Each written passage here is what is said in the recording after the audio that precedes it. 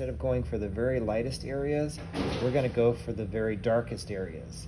So we're going to start putting on a cool color where the areas are dark. So I'm going to switch my pictures again, back to my high contrast picture. And I'm doing this so that I can see where the very darkest areas are. There we go, right there. Okay, so I want to focus on painting my blue in the very darkest areas. So I've got right here, I've got my medium and a little bit of blue. Actually, I got more blue than I wanted, but it was kind of watery, or not watery, but had some thinner or something in there. And so I got a little bit more than I need, actually a lot more than I need, but it'll be fine. I'm not wasting much. And so this is what I'm going to do. I'm just going to mix some of this, and again, I'm just going to mix a little bit of this, and then if I need it a little bit more opaque, then I can grab a little bit more paint, and if I need it a little bit more translucent, I can add more medium. So, and I can make some a little bit more translucent down here. So I've got some thicker stuff up here and some thinner stuff right here.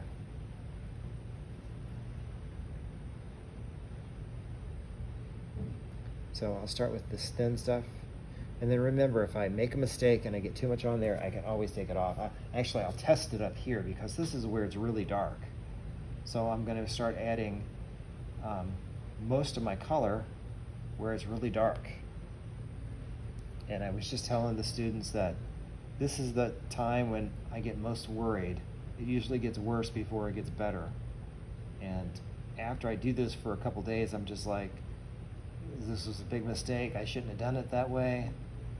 And eventually it does work out. So I know from a fact that it always gets bad and then it gets better. At some point, you know, then you're like, okay, it's fine.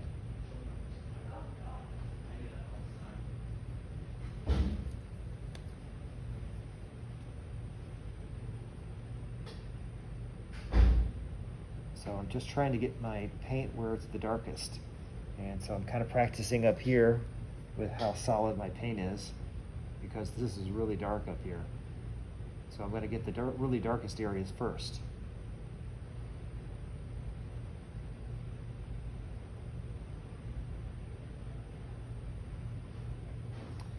And you can choose any cool color works. I've always liked blue. I've tried green before, and green worked out fine. I did a portrait of my daughter, and she had green eyes, so I decided maybe I'd do a green undercoat. It worked out fine, but I still like the blue better.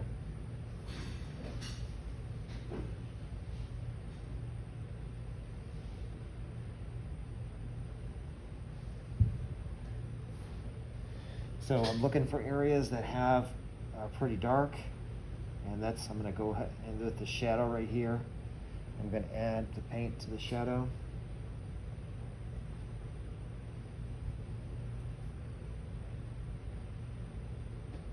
And notice I'm doing the same way I did it with the white, except for instead of going with the lightest areas, I'm going with the darkest areas, and my paint is really thin. So I'm using a lot of medium and very little paint. So I want to do this slowly in layers. And that's why you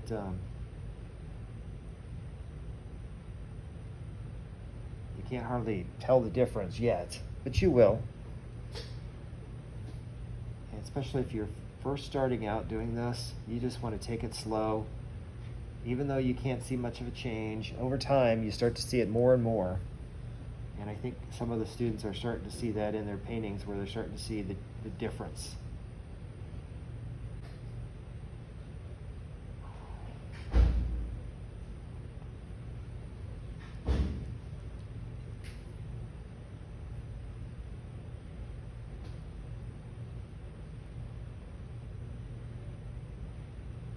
So again, I'm just working on the darkest areas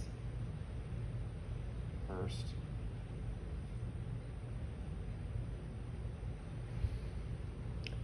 Now I've done this instead of using a cool color. Those both should work now. I just tested them, they work for me. Give it a try, if it's not working, let me know. Perfect, thank you so much. Absolutely. You might need to re-add them. I didn't have to. Okay, thank you.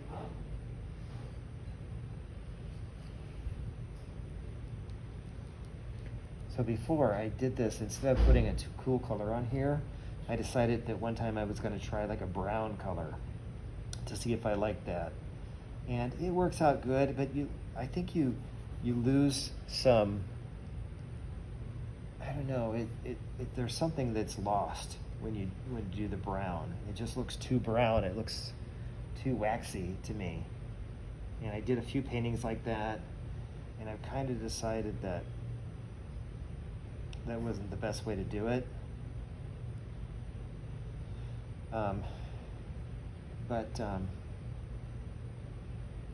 So for this one here, I'm going to go back to the cool color. I think some of my better paintings were done with the cool color, and it could be just a coincidence, but I know that I've gotten the best results when I've done this. And then my daughter, who's also an art person, she also thinks that the best paintings that I've made have the cool color instead of the browns in the dark areas. And so it looks like maybe this is the best way to go for me right now. You know, maybe I'll experiment sometime later, but for now this works out pretty good.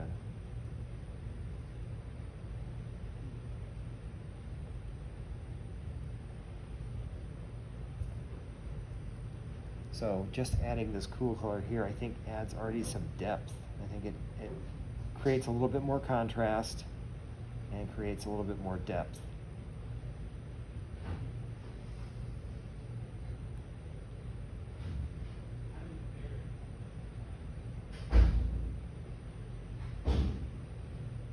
Also, when you start to get these cool colors in here, you can kind of fix some areas that maybe you got too light, you know, too white, and you can just, if it was too white, you could just start building up this cool color here, and you'll find that you can kind of fix some things maybe you got wrong before. And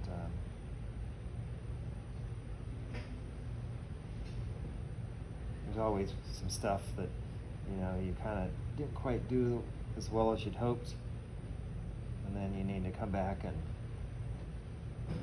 fix them a little.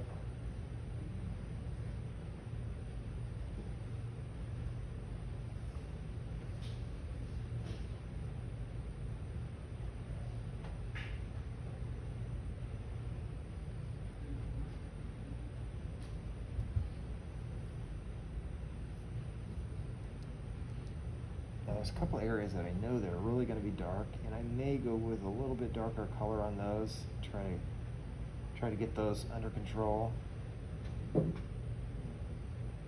It'll speed things up, but you know, and generally I wouldn't tell a student to do that because they're just learning. But I've done a couple paintings, so I've got a little bit better sense of if it's okay or not. So I might go a little bit darker on some areas that I would suggest anyone else do.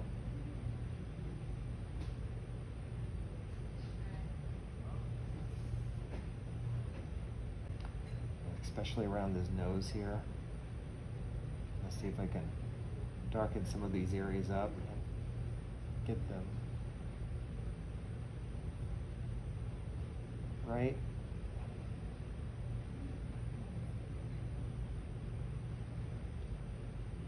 So I'm going just a little bit faster on that.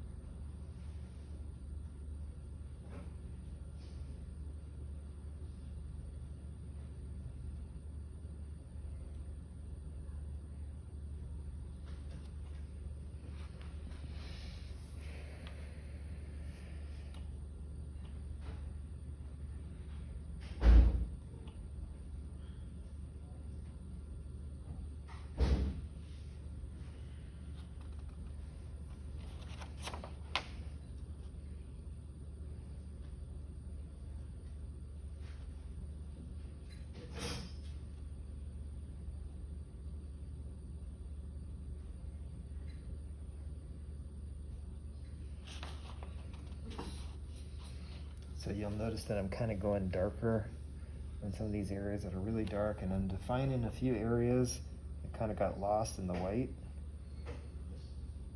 So, like I said, generally I wouldn't have students do too dark first when you're learning, but like I said, I'm kind of going a little faster. So I know that you might want to do this, go a little faster, but be careful. If you decide that you want to try to speed it up, that's when I've gotten myself into, in my first couple paintings I went really slow, but when I've gotten myself into trouble is when I try to speed it up too fast. But I feel like I've gotten good enough that I can go a little faster than I used to, and I feel comfortable doing that. But I would never feel comfortable in telling a student to do that, because I don't want them to working on this project for weeks and weeks and then have lower chance of getting a nice painting out of it. And it's not easy anyway, and anyone that's doing this will tell you it's a lot harder than it looks. But I want to give the students the best chance possible to get something that looks okay, and is a good first attempt at painting a portrait. But it's not easy, and if you're not actually painting this yourself, then you don't even know.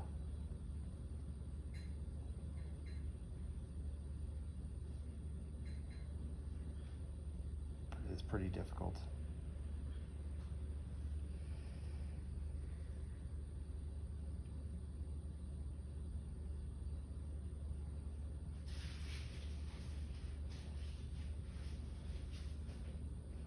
So you can see that I'm getting my finer brush and I'm putting a little bit darker paint in some areas, and that's again, that's something that can be done if you have a little bit of experience and you know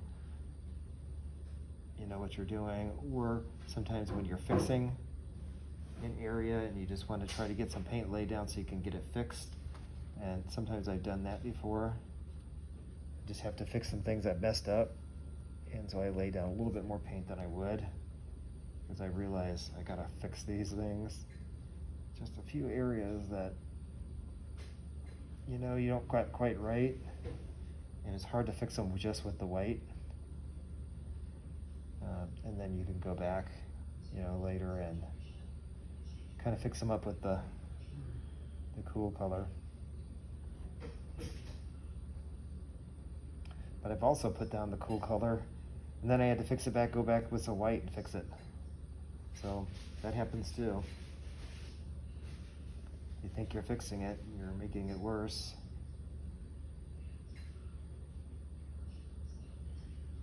But I know with my nose and the shadow with my nose, I'm trying to get that more defined.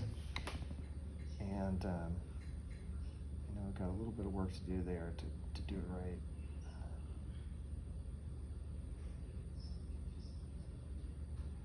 And no matter how good you do it, you always tend to think it's not quite right or it's not good enough. At least I do. I'm like, oh, this is not my best work by any means. I can do better, and it's okay to think that, because most people think it.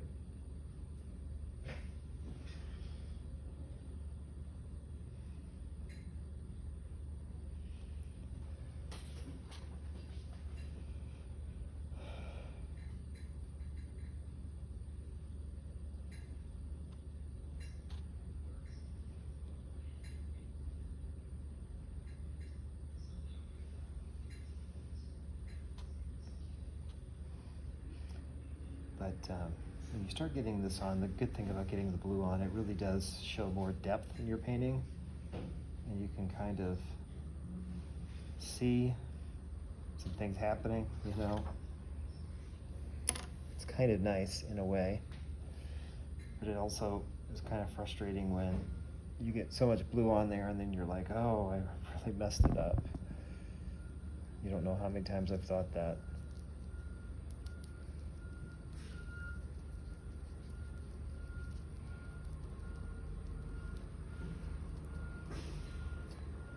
you guys at home, if you're doing it and you're just not happy with the way it's going, just remember that this is the first time you've done this. And it's a learning experience. It takes time, to learn it. If you do another one, I guarantee you, it'll be better. And the one after that would be better than that. So if you don't get anything that you're happy with, don't worry. Just think of it as a learning experience. I'm trying to learn.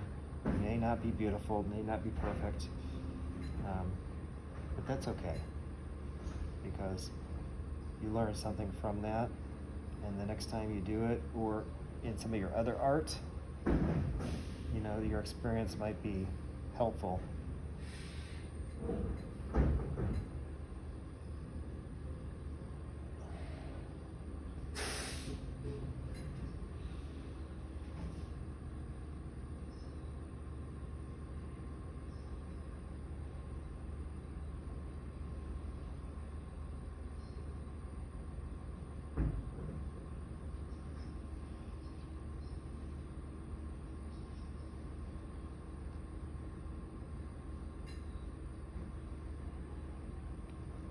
I wouldn't try to you could compare yours to the one I'm doing here, but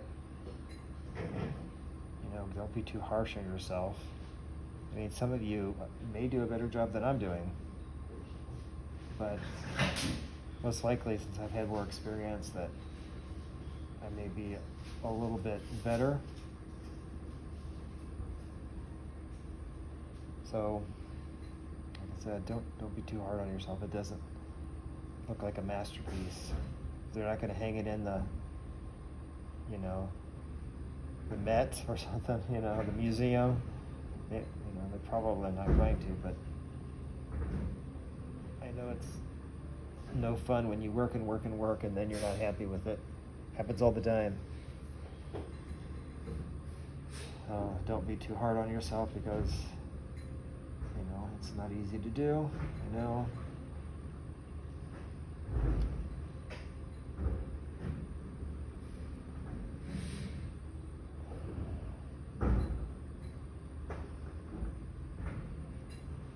Fact of the matter is that they're not going to hang, my stuff in the portrait museum either. It's just not good enough. But I feel like each time I do it, I get a little bit better.